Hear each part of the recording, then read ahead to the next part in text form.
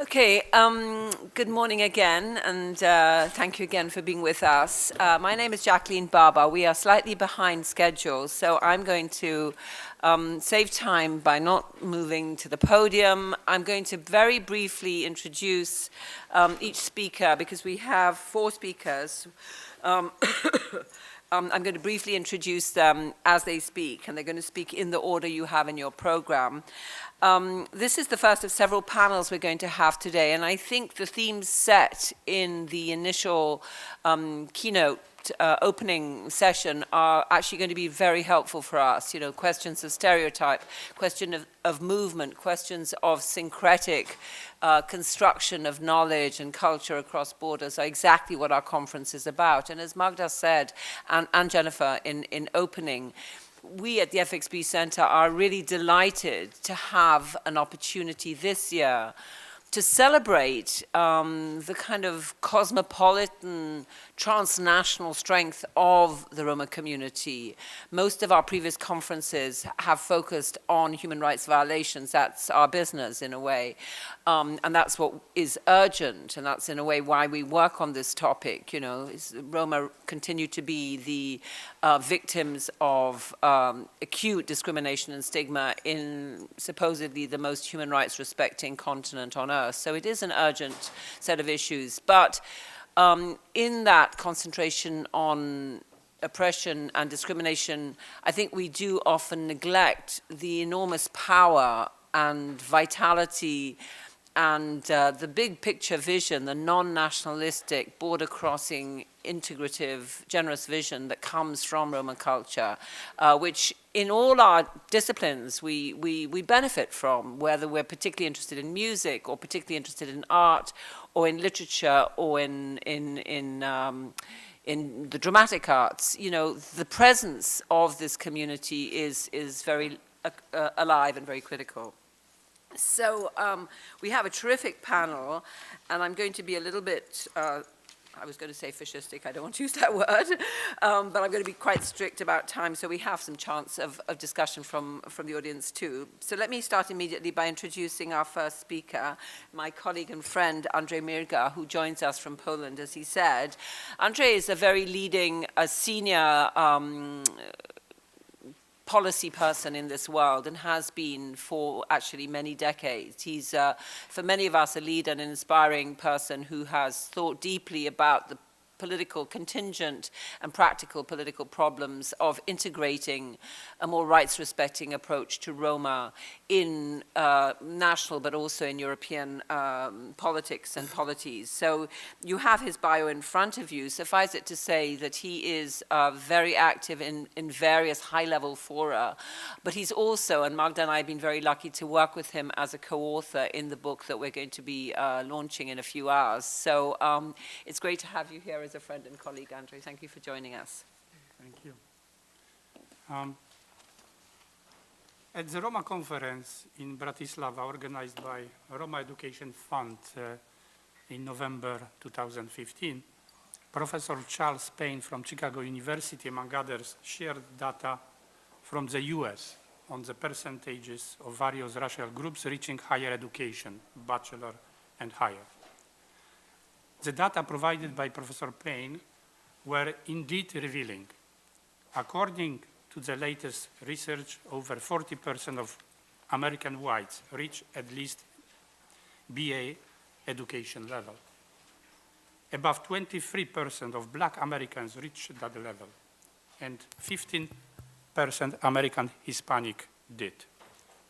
While comparable data might not be easy to find and apply due to different methodologies, less than 1% of Roma aged 25 to 64 attained higher education in several countries with significant Roma population. Obviously, progress reached by Black Americans was due to the civil rights movement, advocacy and supportive efforts of numerous civil society actors that resulted in the federal state affirmative action, realized in systemic way for many decades. It did not fully eliminate discrimination and ghetto schooling, but it did create a significant Black middle and upper class among them creative black intellectuals and artists enriching US culture and society.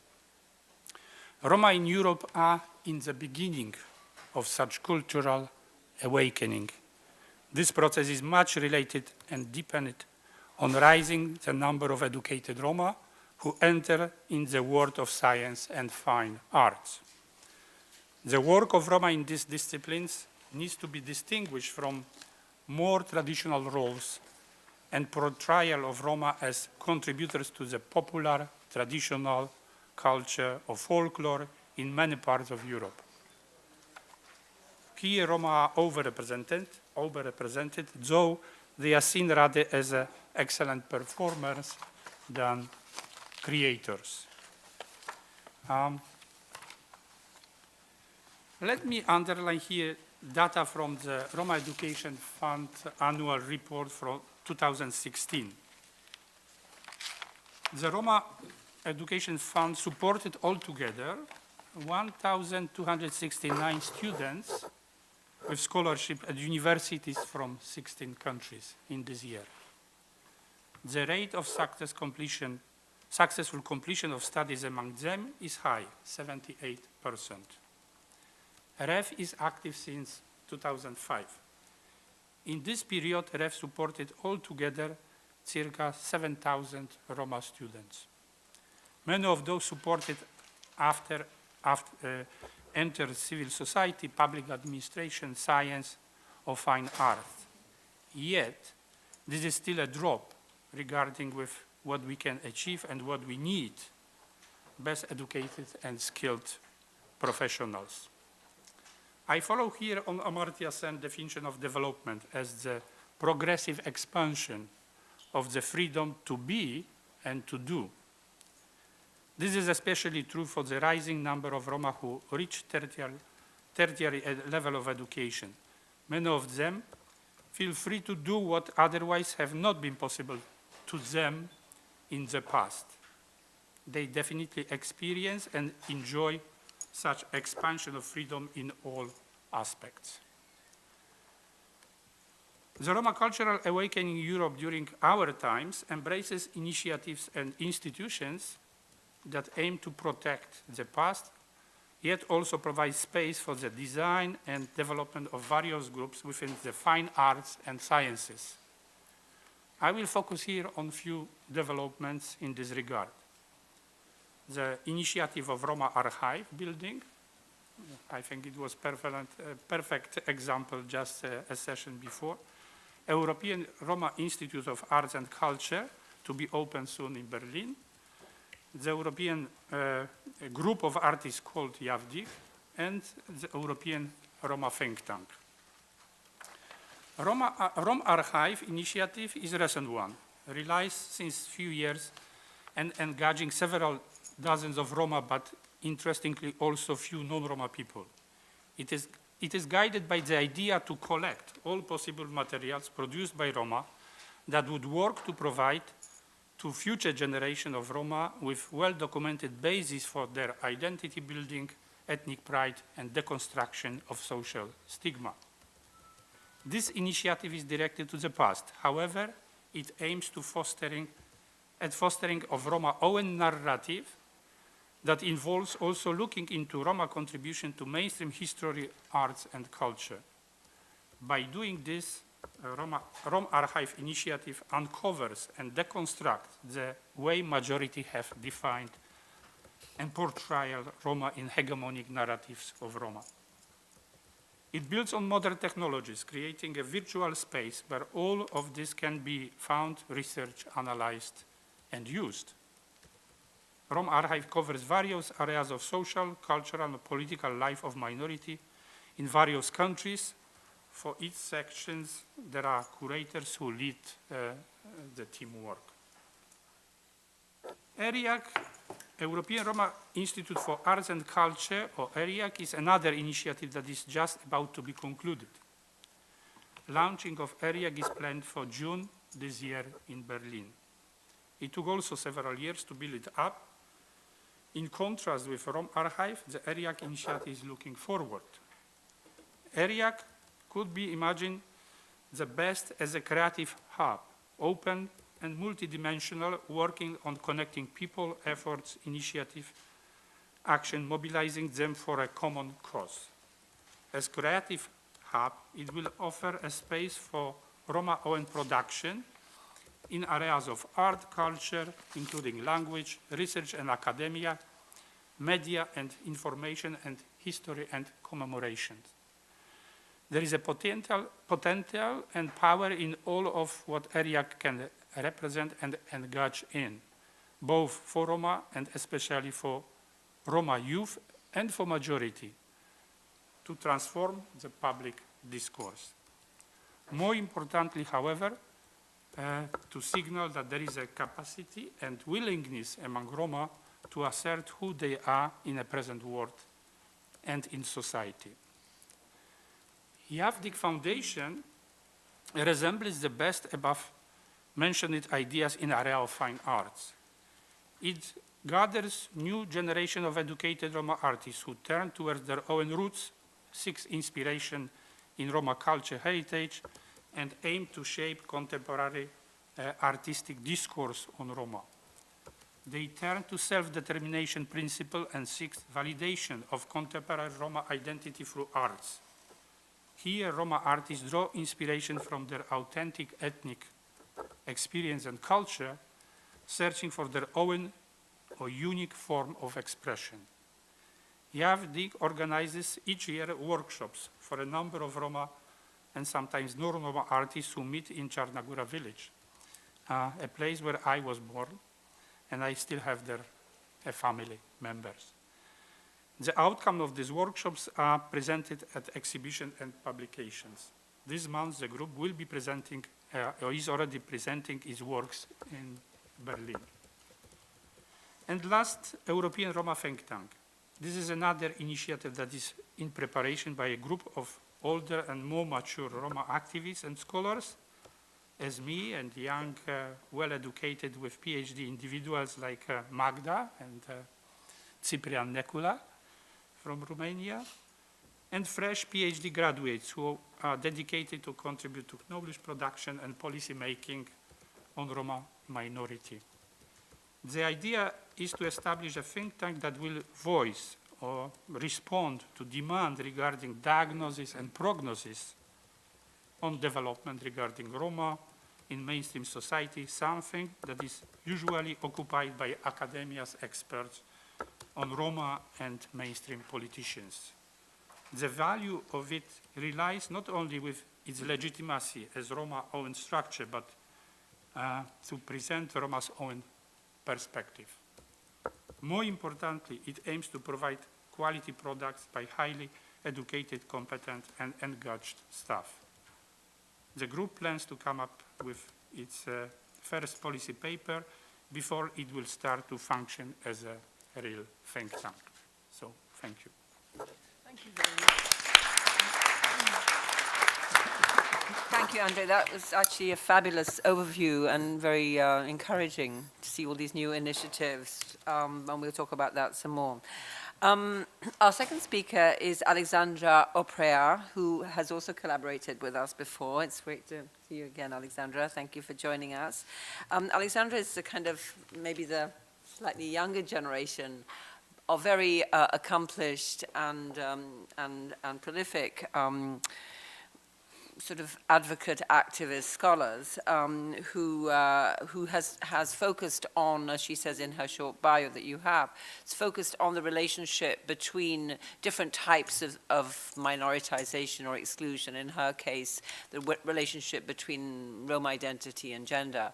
And so she's actually worked a lot on this area and has also thought quite a lot about, as others have mentioned, the relationship between the Roma struggle and other struggles of persecuted and discriminated against minorities. So it's a way of really integrating and building the Roma set of issues into a broader movement rather than having a kind of more isolated and partial perspective. So very valuable indeed. So Alexandra, thank you for joining us. And Alexandra teaches at Columbia and is based in New York. Thank you, Jacqueline. Thank you for inviting me and for all the hard work you and Magda put into this conference. I feel really humbled being on this panel with these accomplished gentlemen. The Roma have historically been denied the right to control their own image and representations of themselves and their culture, always being the gazed upon and never the gazer, the object and never the subject. Roma have seldom been able to define who they are for Westerners. Rather, knowledge has been produced about Roma by whites, and works by Roma are left to the interpretation of the dominant groups. Songs and other forms of artistic expression by Roma are not produced in a vacuum. More importantly, they're consumed in a particular context through a prism that is tainted by race, class, and gender inequality, as well as anti-immigrant politics. My talk will focus on theorizing how we judge and perceive cultural contributions by minority communities, and basically how we engage on equal footing in the context of such unequal power relations. Something that Spivak referred to as can the subaltern speak? In this case, I focused more on can the subaltern be heard, which some other scholars have also, a question some other scholars have posited.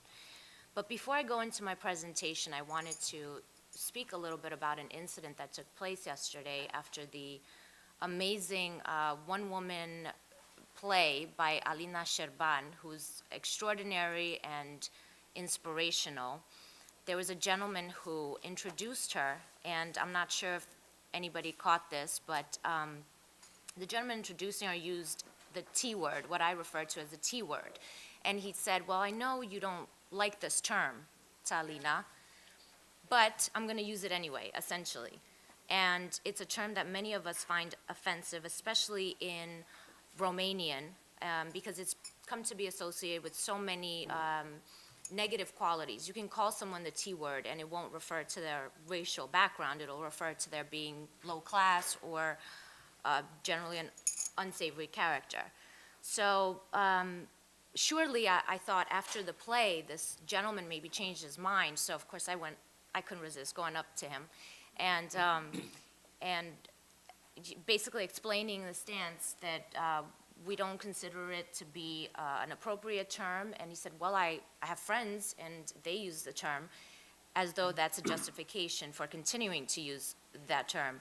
And some of my friends who were in Uppsala, I think, were also part of this broader discussion about terminology that's used to describe Roma and the little control that we've been able to exert in terms of how we are referred to. So in the US, we're called gypsies, which came from the misnomer that we originate in Egypt, so Egyptians, gypsies. And you have words like gypped, implying that we're all cheats and swindlers. I would argue that it's a lot worse in Europe, that the stigma is a lot harsher and that it's equivalent to the N-word.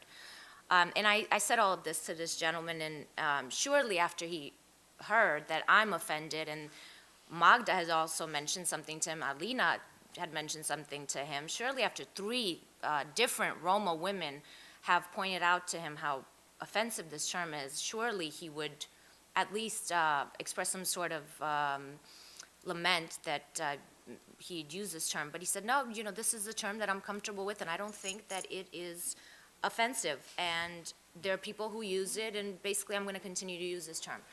And to me and to others, it's a word that wounds. Like Mari Matsuda has, I believe, written a lot about this area. It's a word that wounds, and it didn't matter to him. So it was definitely an example of his exerting white male privilege, and it was that much more hurtful that, he sat through a cultural work product of Alina's and didn't hear it, didn't understand it, it didn't resonate.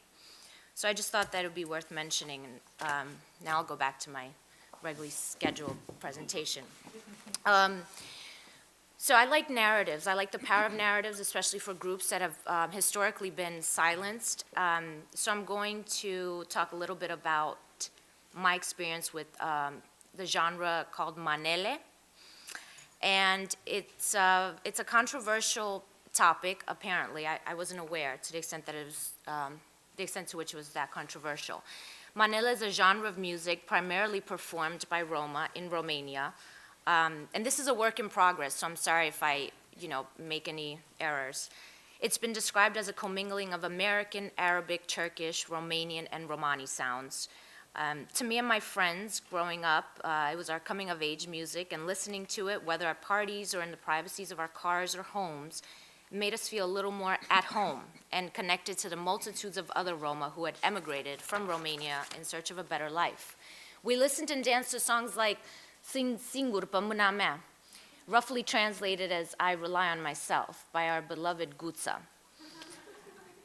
In addition, we listened to Nici n-am trecut granița, means I've barely crossed the border, where he sings about how he's already homesick, essentially, and having to leave family members in order to make a better life for his family. We sang along and fantasized about someone dedicating, which in this context would mean throwing money at the singer for us, dedicating a song to us, such as Tu ești femeia visurilor mele, which means you're the woman of my dreams. That's another popular song. And we listened to these as young girls, and they took on a particular meaning for us. They made us feel very much connected to Roma that were still in Romania and to Roma that had emigrated to other countries. And it took away and it validated our loneliness and pain. And that is the prism through which I look at Manele. And so when I started looking into this topic, I was very surprised to see the bad rap that Manele had gotten, similar to how hip-hop is treated in the United States. So this music, ripe with socio-political context, represented the struggle of Roma. The songs talked about the plight of immigrants and risking it, țăriști, in the sense of leaving one's country and setting out on uncharted territory. They talked about missing family members and members of families who've died of illness since they've been gone. It wasn't recently till I learned how controversial this genre had become. I knew that Manele were not considered high culture. I was aware of that, but I didn't know that they were considered vulgar and completely worthless and devoid of any sort of artistic value. I was not aware of that. I was not aware that there were attempts to ban Manele in certain towns, and that the National Council for Audiovisual, I think it's Consiliul Național de Audioviziune, Council for Audiovisual Council, thank you, Alina. They had also attempted to basically revise the law to remove a must-carry provision where cable networks were, I guess, forced to carry certain programs that had a certain amount of viewers. And Taraf, which is a channel that played Manele, was among those. So it's widely known that that's what precipitated the CNA to embark on this venture to change the law. The fact that Manele taint and contaminate is very, speaks to the way in which Roma are thought of in general. So although I definitely agree with Andrei's point about the fact that Roma are very overrepresented, in pop culture and popular music and folk music and all of that, I think that there's a need to analyze why it is so, there's this dichotomy between high culture and classical music, and then on the other hand, Roma music, which is sort of low class and vulgar and basically is oppressive, objectifies women. These ways that Manele are thought of that are very unfamiliar to me, because they use certain songs basically to taint the whole genre. And I think 15 songs in particular were banned because they objectified women and things like that. Meanwhile, you have shows like Wow Biz, reality shows where they show fist fights on television, they show women who are scantily clad, and a whole bunch of other things that arguably are not good for minors. So the reason why I mention minors is because one of the provisions in the law that they used to justify a ban on Manele was based on the protection of minors. 3 minutes. Protection of minors. And so you see this a lot where there's this need to protect children from Roma in general, right? Whether it's fact that we steal kids, or whether they're removing children from our homes because we're bad parents.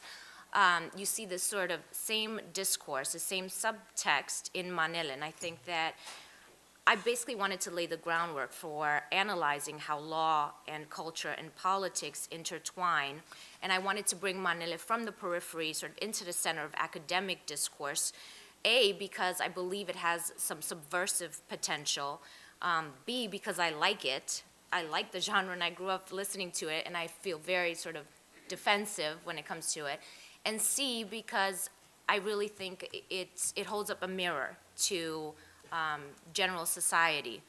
And I can't show the clip I wanted to show because I don't have enough time. Maybe I can show a little bit of it. Maybe I can show a little bit. Because it's, you know, you're tempted to think that it's just in Romania that it gets this bad rep, but really, there was also a documentary on BBC I was talking to Aiden about. It's also a documentary, so what you're gonna see in this documentary sort of portrayal of Roma and connection to the underworld, the fact that we basically don't know how to spend money. They show musicians receiving, you know, wads of cash. All of these stereotypes that also get imposed onto hip hop. Play a little, yeah. But here in Romania, there's much bigger money to be made from a very different sound.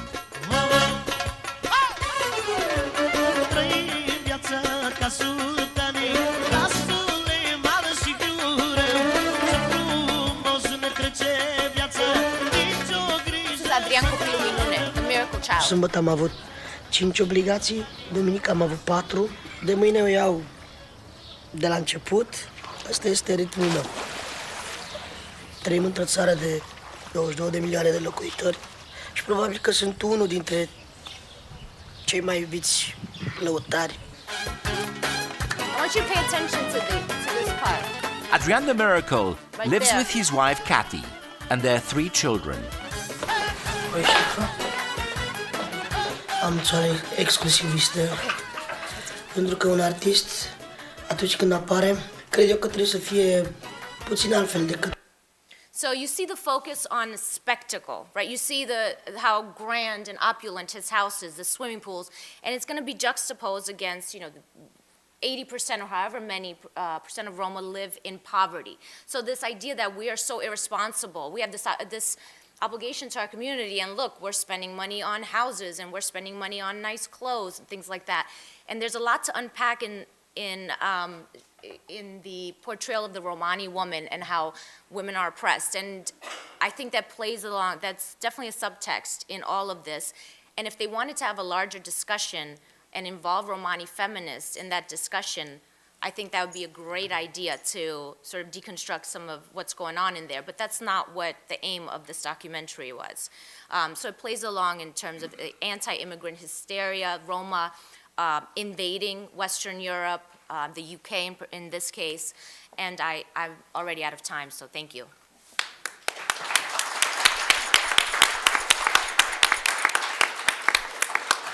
Thank you very much, Alexandra. You've given us actually a lot of different topics, and thank you for being so respectful of time. I think you've raised questions about stereotype and about banning and, you know, kind of cultural hegemony, and about censorship, and about a range of different issues which will feed beautifully into our discussion. So thank you very much for that. Our third speaker is Herbert Heuss, who is the senior advisor of the Central Council of German, Sinti, and Roma. So I hope you're getting a feeling for this kind of cultural and geographic spread across our panel, which in a way mirrors the spread and the cosmopolitan nature of the community. So here we're talking, or at least Mr. Heuss is based in Germany, which has a very distinctive tradition of work with Roma and Sinti communities. So thank you very much for joining us, and look forward to your comments. Oh, thank you. Actually, thank you very much for the invitation. During the last weeks, I was totally thrilled going to Harvard. Actually, I'm coming from Heidelberg. There's a university too, Yeah. but Not chopped liver, as we say either. First of all, I should give you the greetings and best wishes from Romani Rose, the chairperson of the Central Council of German, Sinti and Roma. He was invited for this conference, actually, but unfortunately, he already confirmed to be in Madrid for the Roma Day. Well, fortunately, he was already. And the second thing, thanks, me too, I want to thank Alina for this great presentation yesterday evening. I mean, it was really, in a nutshell, what we have to talk about during this conference and how to talk about it as well. And actually, it was quite a huge and complex nutshell too. Thanks a lot. And I hope you have lots of new ideas from this introductory speech we heard yesterday evening. So we are quite curious how you will proceed that. Actually, you did already. I noticed some comments at the conclusion, yeah. I'd like to I have brought some pictures with me from actions of the German Sinti and Roma. I'll show quickly, not yet. Before I will make one or two remarks. First, I have the impression, I'm not sure it really is the case, but I have the impression that there's a slight shift from within the Roma movement from claiming civil rights to the presentation of Roma culture as a contribution to the society, which is the topic in our conference here. And the second thing is, when the Roma civil rights movement in Germany actually started again in the late 1970s and then in the 80s more active, there was no idea of contributing to anything. Our job was, and the main job was confrontation. We confronted government institutions, the police, science, scientists, Zyganologists, gypsyologists, social welfare organizations. Actually, we challenged quite a lot of institutions, and there was definitely no idea that we want to contribute to something. And the third remark, when we speak about the political Roma rights movement, when we speak about the cultural contribution, are we lacking or forgetting what Magda mentioned, the impact of what we are doing on daily life? I mean, Roma Education Fund did a lot. Roma movement did a lot. But after now almost Germany 45 years of Roma movement in Europe with the International Romani Union and whatever was there, decades after, we see that not much has changed on the ground. We have still, and actually growing number of Roma groups, families who live in informal settlements. We have disastrous conditions in housing, in access to, well, everything. And we have improved stereotypes and racism against Roma as well on the other side. So what did we do during the last decades? I have to question myself too. And why didn't we have a sufficient success on the Roma side for solid structures to act in this field of social rights as well? That's a question I'd like to ask. And more questions even, what does it mean if there is such a shift from civil rights to culture for the current and future Roma policies? What is the Roma think tank thinking about this? Are these complementary approaches? Is there a tendency that one is getting more important?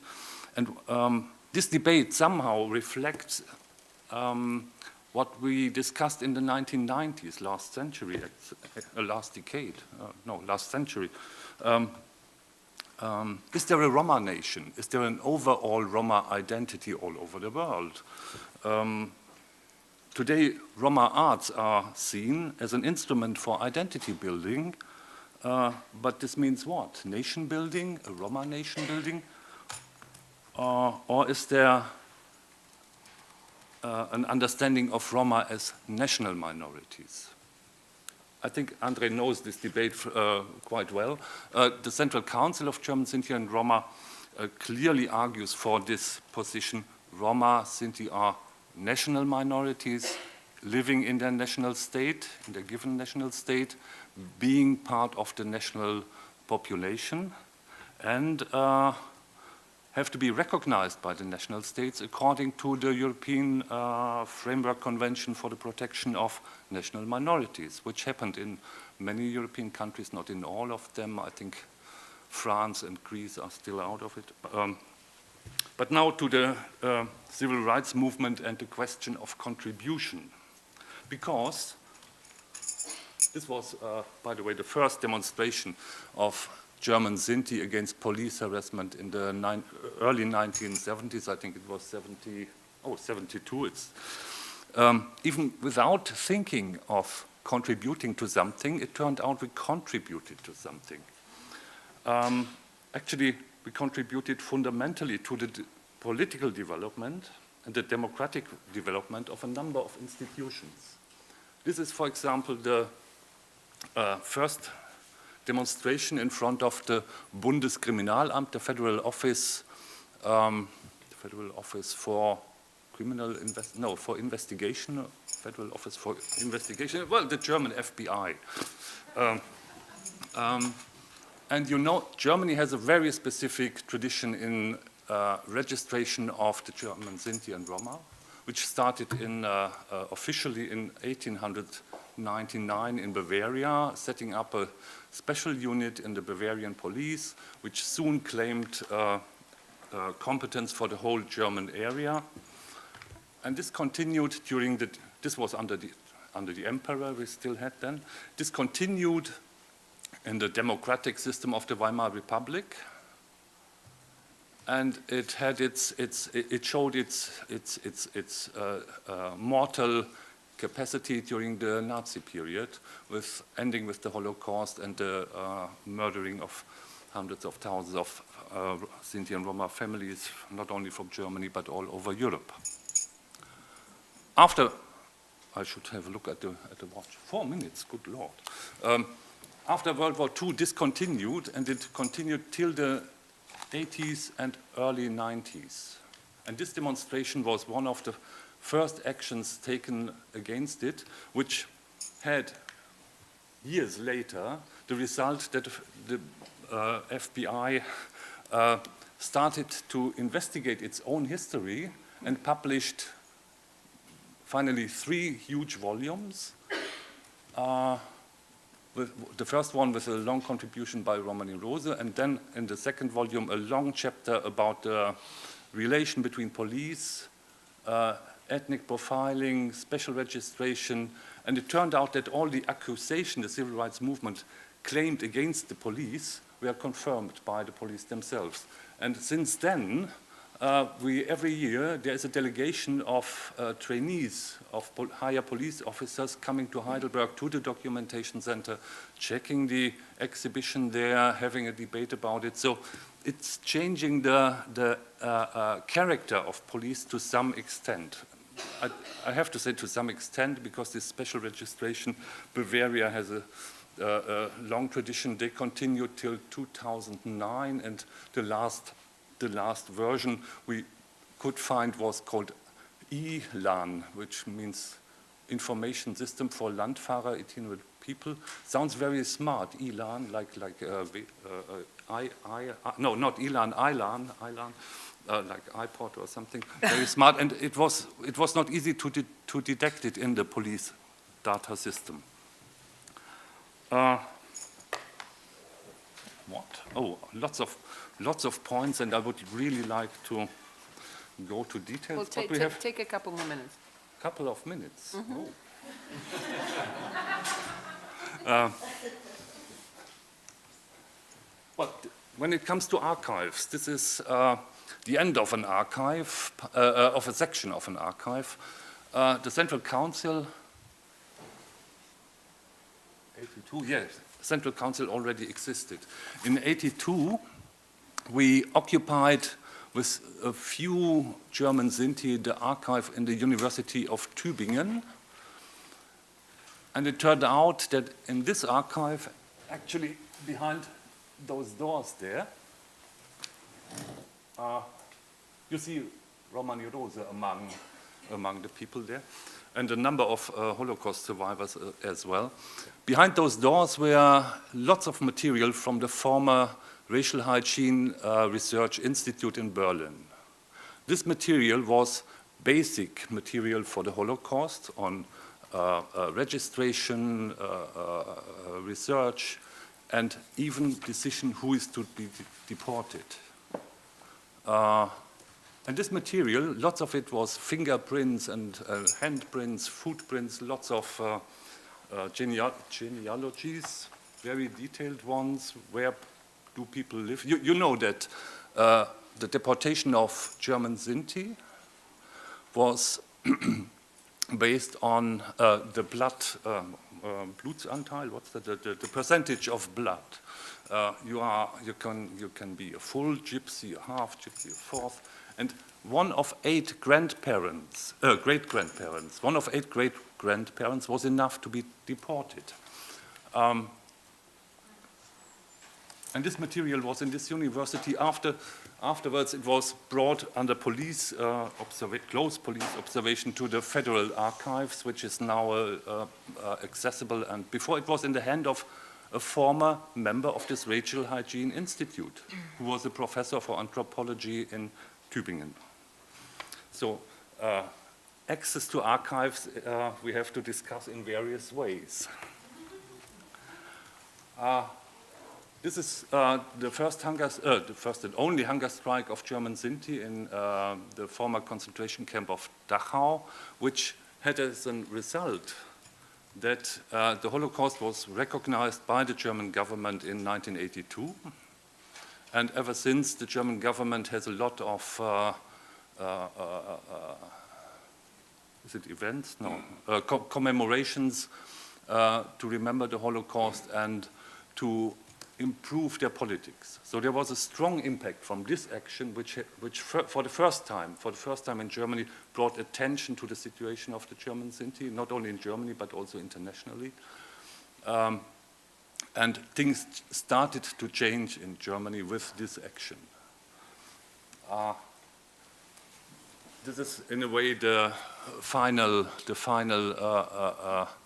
success of these activities. Ages later, the memorial for the victims of the Holocaust against the Sinti and Roma in Europe, murdered under the Nazi regime, was opened in Berlin in October 2012. And it was quite a remarkable day, because there was not only the Chancellor Angela Merkel speaking as a key speaker, but also there was present the President, a number of former presidents, and a number of high-rank politicians, both from Germany and from Europe. But as I said in the beginning, with all these successes on the one side, I'm really asking what's happening with refugees? What's happening in today's policies? Okay, we have the success that within this year, hopefully, the state of Bavaria will sign a contract, a governmental contract with the German Sinti and Roma NGO there, representing Roma in Bavaria, Sinti and Roma in Bavaria. They will sign it, and we can fix a number of points. And at the same time, Bavaria is one of the states where deportation of Roma from former Yugoslavia is extremely brutal exercised, extremely rough exercised. Families with children in school, some of them even in professional training, out of sudden are deported. Children who don't even speak Serbian or Albanian anymore. So how can we bring all those necessary things we are doing in the field of politics, in the field of arts? How can we bring it to this field of social rights? How can we have an impact there? And this means more or less not necessarily only on conferences of the OSCE, of the European Union, of the Council of Europe, or in any scientific space? How can we bring it to the ground? That's really a challenge, I think, for the next years. Thank you. Thank you very much indeed. Thank you so much, Alan, for giving us that very interesting, quick overview of activism in amongst the German Sinti population, but also contrasting the political victories and some of the symbolic victories with the current ongoing social, economic, and I guess political challenges. So a very important set of points and questions. Thank you so much. Our final speaker is Aidan McGarry, who is an author and lives and works in the UK, has written actually a rather daunting number of books and publications, some of which are listed. He works actually on aesthetic issues and is just a perfect person to round out our conference. So Aidan, thank you so much for being with us. Okay. Thank you very much. Thank you to Magda and to the FXB Centre for Health and Human Rights for bringing us all together. I think I'm going to pick up some of the threads from my fellow panelists, and I'm going to start with the assumption that culture can be the basis for oppression, but it can also be the basis for political power. And so my presentation is going to look at the nascent Roma Pride movement, which has been in existence since 2011. And the purpose of Roma Pride is to improve visibility of Roma in the public sphere, to raise group consciousness, to challenge negative stereotypes and stigmatization, and also to resist persecution. And at its heart, it has this notion of having a politics of presence and a visibility in public life. It is, of course, too soon to determine whether it will have any significant impact, but I do think that mobilization such as this raises quite interesting questions about challenging Romophobia and also about the role of culture in public life and Roma politics. So, before I begin and discuss the two cases that I'll be looking at, Pride requires, sorry it's very bright that yellow, just to get your attention. So Pride requires a number of destigmatization strategies, and it's based on this notion that other groups in the past, like women and LGBTIQ and Jews, have in the past mobilized around a collective identity and have a number of options open in order to challenge stigmatization. And these are not mutually exclusive. The first is that a group advances claims regarding their moral worth, membership, and even superiority to majority group members. So attempts to integrate and belong will draw upon aspects of Roma or group culture which the majority finds acceptable or positive or tolerable. Thus Roma might emphasize their skill as musicians or celebrities with a Romani heritage. Again, the positive image of a group is projected in order to challenge the overwhelming or prevailing negative ascription of Roma culture. The second is that the group confirms their difference by emphasizing their cultural specificity and demands recognition as equals with the majority. So here the image of the group is rehabilitated through an articulation of victimhood and injustices. And Roma activists in the past, and continue to do so, emphasize past traumatic events such as the Holocaust in order to draw attention to ongoing persecution. And they use this in order to address the manifestations of Romophobia, such as the sterilization of Romani women, housing segregation, education segregation, eviction, deportations, and so on and so on. And finally, the group develops a destigmatization strategy based on the affirmation of a collective identity. And this action is quite interesting because it's inward-looking and attempts to transform the effective understandings of kind of pride and shame, but it's also quite outward-looking and attempts to change how the group is recognized and understood by the majority. And this kind of interplay is quite important. So I started doing research on Roma Pride in 2013, and I interviewed a number of the directors and activists who were involved, and then I went to Pride in 2014.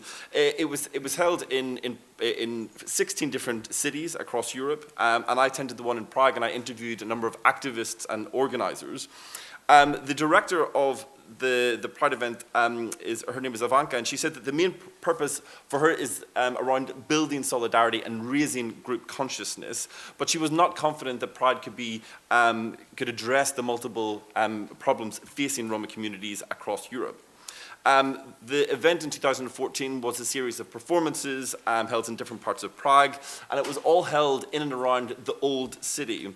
So several hundred people, including many Romani women, were dressed in traditional clothing, were in attendance in the Old Town Square, as well as one woman dressed in traditional Indian clothing, with Ivanka in traditional clothes giving interviews to TV, blogs, and newspapers. There was a lot of a media presence there, and they were attracted to the kind of the visual spectacle of, you know, the performance of what I would call Roma culture.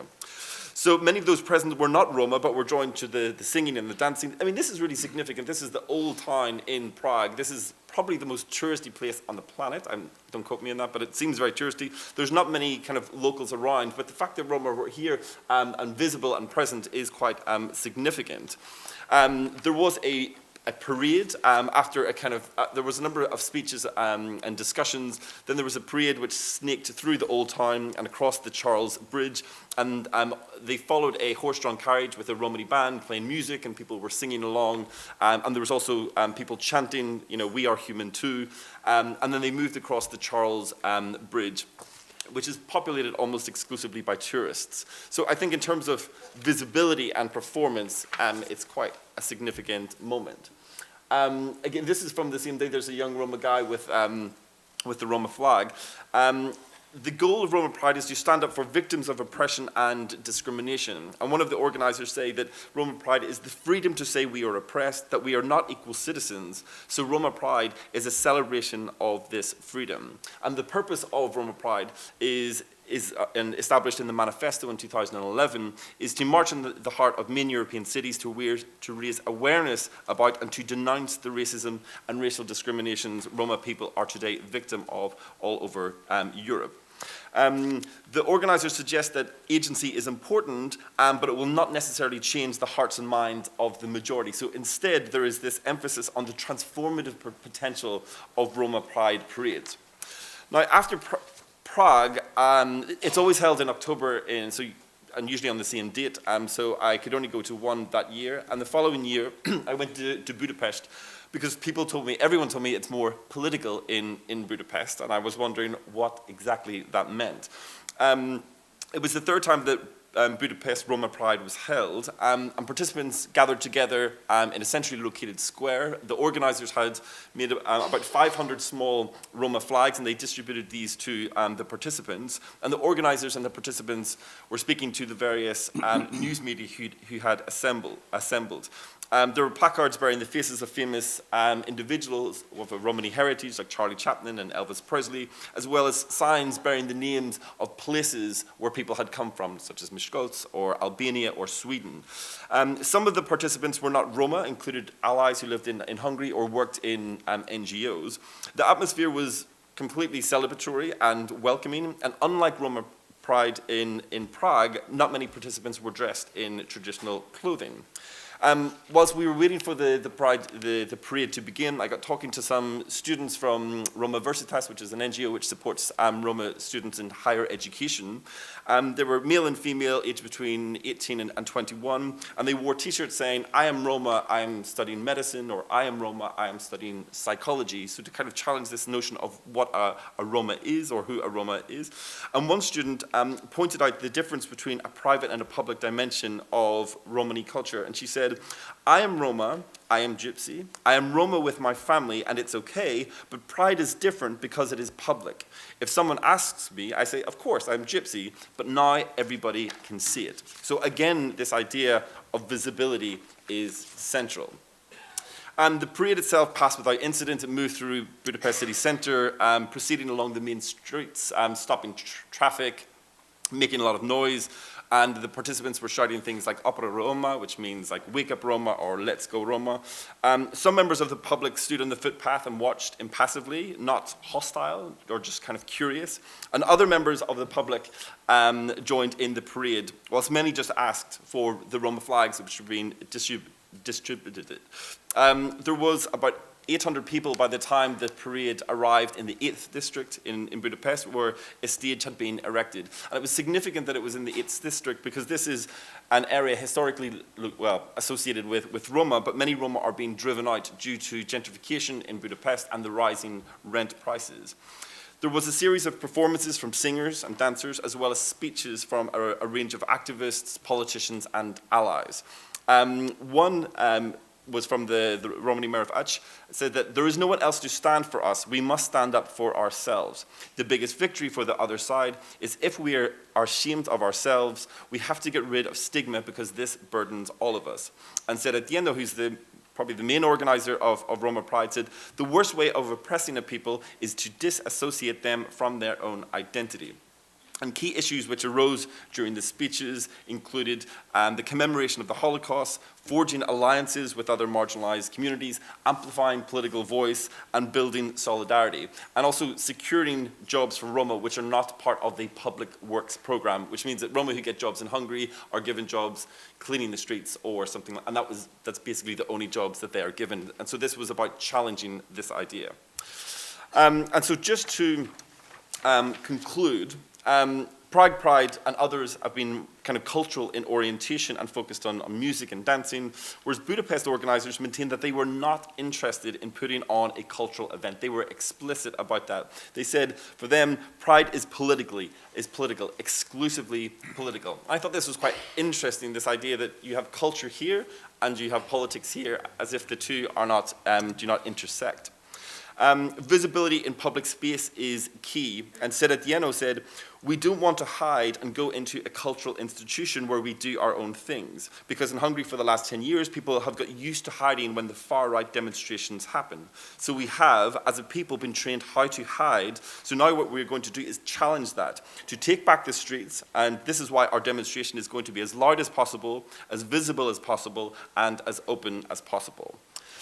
So Pride is this vehicle for political voice, and that's why they attach specific messages and demands to the Pride movement. And I would just end by saying that it's not possible to delineate these boundaries between culture and politics, as they so clearly intersect. There is no one kind of monolithic Roma culture. I think it makes more sense to talk about diverse Romani cultures. And I also don't think that we can ever take Romaphobia out of the equation. It is always there. And policy interventions and others which do not get to grips with Romaphobia are doomed to fail because they are just replicating the same ideas. But culture is powerful, and it's a key resource in order to build capital. And I also think that it holds the key to combating Romaphobia. So that's it. Thank you. Thank you. Well, though I say it myself, I think this was an absolutely spectacular panel. Really, really interesting, to the point presentations, and each one of you contributed something original and thought-provoking. So I'm just going to ask one question and encourage any or all of you to respond.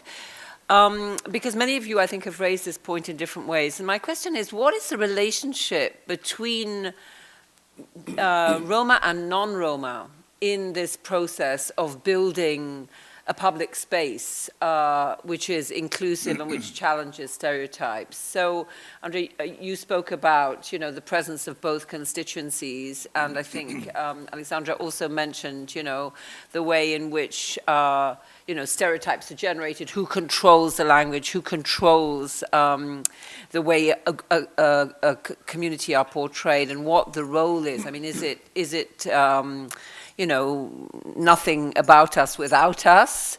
But what about solidarity? What about the presence of others? And I think it would be very interesting to hear your thoughts. I mean, do you think there is a space really for a leadership to emerge from within the Roma and Sinti communities, and for others to adopt a supportive role but kind of deferential role? Or do you think this is a question of really a joint political activism? Or maybe it isn't either or. But we would really be interested in your thoughts on this, and then we'll open it to the floor. So I don't know if anybody wants to jump in, or if anybody has a thought. And also, I think some of you were in dialogue with each other. I mean, like, I think, you know, and please feel free also to raise points about other panelists before we open it. Thank you. Yeah, go ahead. Yeah, no. No? Me? Yeah. You? Yeah, please, sure. Me? Oh, okay, then me. That's really a good question, and we had in Germany lots of debates about that. First of all, without a non-Roma organization, the Central Council wouldn't exist.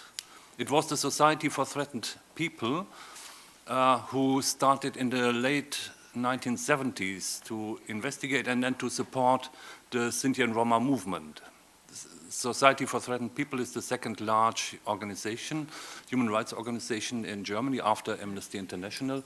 And it was thanks to a few persons within this organization, including the chairperson that time, Tilman Zülch, who just now at the age of almost 80 retired, that things could happen. Before, there was no support from churches, from political parties or whatever, nothing at all. And this question, Roma or non-Roma, I don't have a proper answer for that, but how does it work, actually? When we talk about, for example, the problem of housing, of course, local Roma actually, need the say in it. And this is the same for any other organization. In the Central Council, the board is fully only Roma, Sinti people. Staff is half and half, or 2/3 Roma people, 1/3 non-Roma people. But I think it needs this cooperation to be successful, to have simply the qualification, and that's something we try to support. We have a program for stipends now in Germany. It's, things like that. So Roma organizations, and this is actually the thing I want to come to. Roma organizations need a solid structure. I think it was Max Weber who said only bureaucracies survive, and there's some truth in it. And even after decades of investing in Roma organizations from open society foundations, there is no solid structure on the Roma side to work nationally and internationally. So that's why we need those structures, and these need to be Roma structures. Whom they hire, that's up to them. Any other comments? Yeah. Yeah, I think it's an excellent question, and it's very complex. With Pride, there's this inward and outward dimension. I think that interaction between Roma and non-Roma is absolutely vital for all forms of mobilization. I think if we kind of look at through the lens of history, you see different mobilizations and different movements in the past, like African American communities, women, and gay rights. There's always been a sense of building solidarity with others. So it's the women's movement had a lot of support from men, and that was part of the reason that they became successful. Similarly, the African American community in the civil rights struggle secured support from non-African Americans. And this doesn't mean that it's co-optation or control or ownership. It just means kind of standing with allies, and living in a society that doesn't tolerate misogyny or racism or homophobia. And everybody, I think, or hope, well, not everyone, I think we know, wants to live in that society. So it's building the solidarity is absolutely crucial. And having this kind of interaction is absolutely fundamental. But nothing about us, without us, is a reaction to the domination of Roma by non-Roma for so long, and that's a necessary kind of stage to move through, and even if it kind of remains for forever, yeah. Mm-hmm. Thank you. Yeah, Andre, and then Yes, Alexander. well, we are here, sitting here, Roma and non-Roma, and talking about important question of our kind of relationship and joint struggle for Roma rights. I would like to point to Kenneth Lee, what he was saying at the beginning about fighting post-colonial kind of approach to Roma, and how gypsologists were portraying Roma in their production of knowledge and so on. I think this is a starting point, yes. We are in the process of taking a little bit of a power to be on the stage and to voice our views, voice our perspectives. And in this process, we are also trying to tell our counterparts, yes, in the majority, especially in the science, that maybe what they were doing through the whole history was not right. So, Yes? so the Roma think tank, for example, Yes. who chooses the membership, and how is it elected? Is it nominated? Is it volunteered? How do you create a Roma think tank in Europe? Well, Roma Think Tank is a creation and initiative of Roma themselves. So we do not have their non-Roma. We are basing on our resources, our competences, our knowledge, and we are trying to see where is the space to confront, to challenge the dominant narrative, but also where it will be possible, of course, we are for cooperation with, yes? But let me make also here a kind of a historical reflection. In the past, what you have stressed, yes, we were supported by non-Roma in our struggle, and without this, we will be not able to move ahead. Excuse me.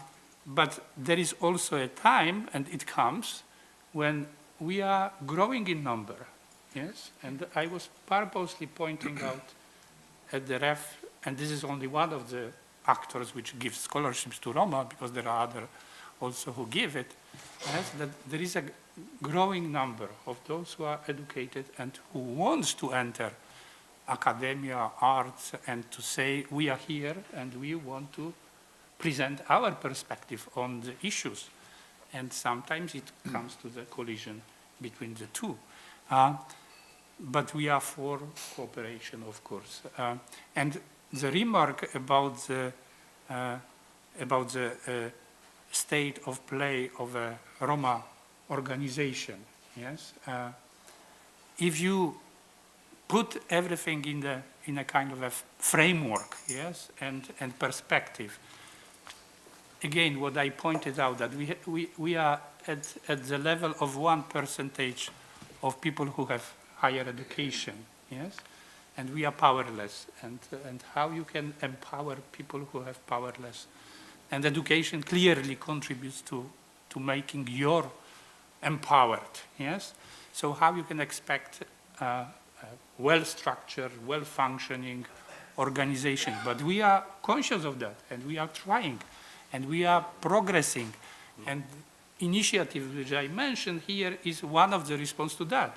We are on the move, mobilizing ourselves to take a space and to say we are here and we are ready to say our point. Thank you very much, Andrew. Yes, Alexandra.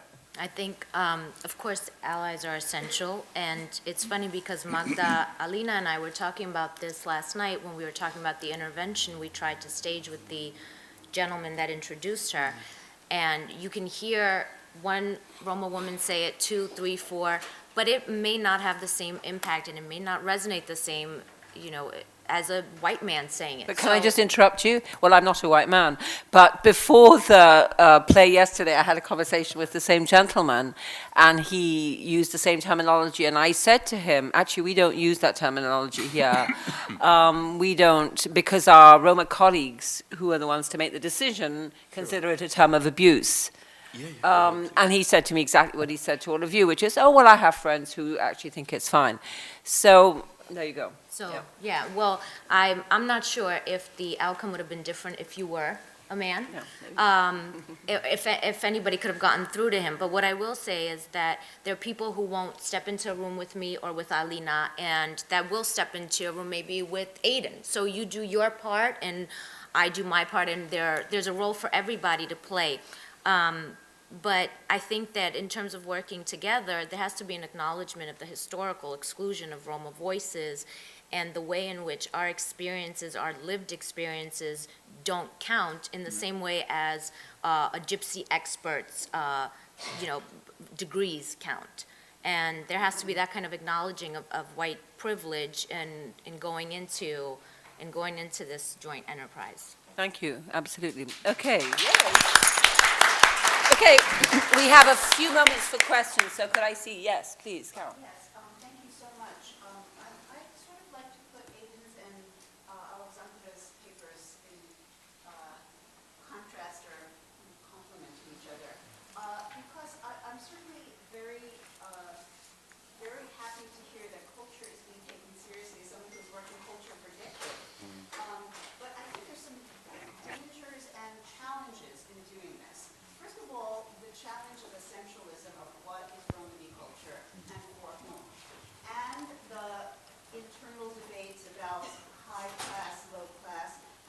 just interrupt you? Would you mind using the mic? Sorry, thank you. In many Romani festivals, certainly those run by non-Roma, but even those run by Roma, you're not going to have Romani wedding music. It's not going to be part of it. So there's a prejudice against Manele, Turbo Folk, and Chalga, and all of the Eastern European genres that are actually the most vital genres in Romani communities, okay? So what you're going to see at a festival may not even be representative of what those people are doing at home. So I would like to ask you to reflect on some of these challenges of, yes, we certainly need to use culture as an incredible resource, but there are challenges about cultures and statuses. So thank you. Can I just see, are there any other questions? Because I'm going to put 3 questions together. Yes.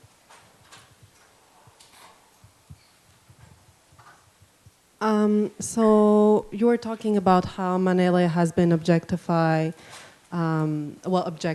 women. I just would like to point out how maybe hip-hop today has become objectifying to women, but at the root of it, it was a message of taking the culture back and contesting a reality. I think that the problem is that while catering to the mainstream majority, it lost its shine. And when I think about Manele, when it's sung in Romani language, the language is completely different. I don't hear any objectification of women, but when you do hear it in Romanian language, definitely it feels as though in order to cater to the white majority, the Romanians, our singers started objectifying our women. So that's something that I wanted to point it out. And I also noticed this when doing interviews with indigenous hip-hop singers.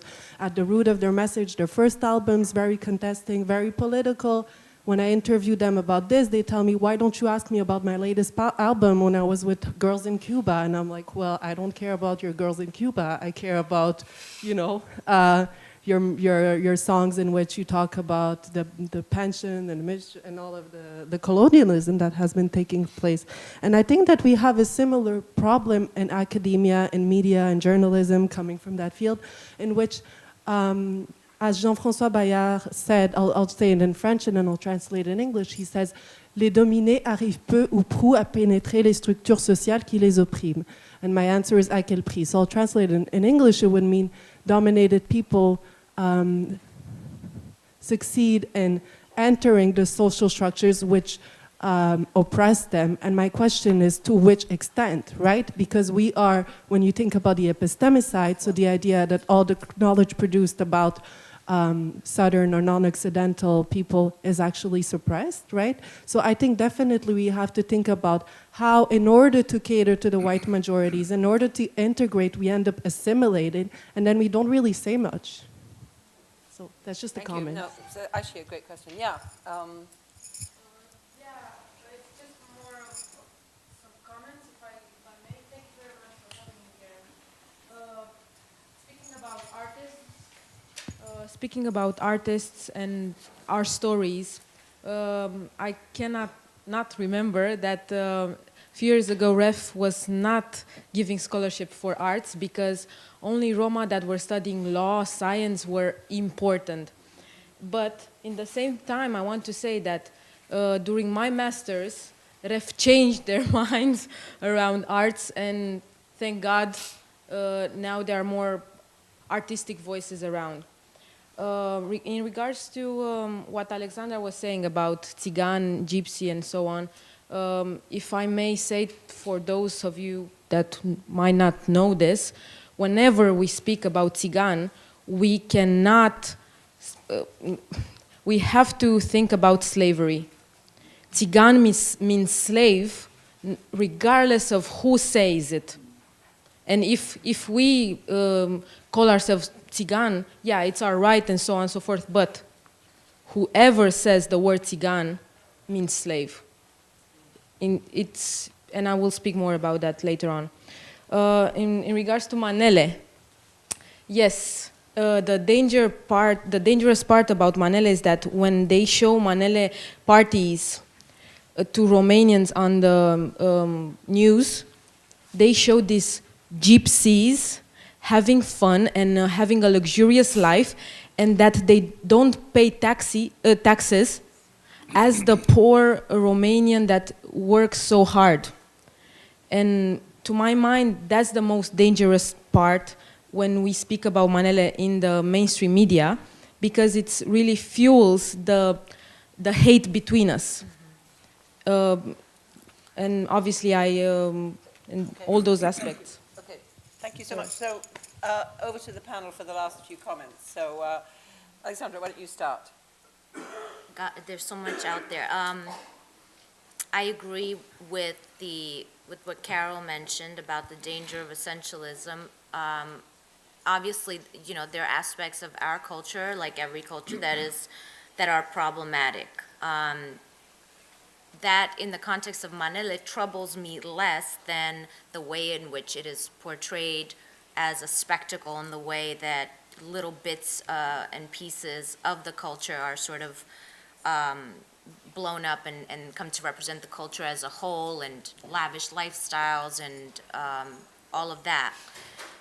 I fully agree, obviously, that the use of the term, the T word, is really problematic, and it stems from slavery, and there's a lack of recognition about that. And there's a conversation to be had about our own use of it, too, you know?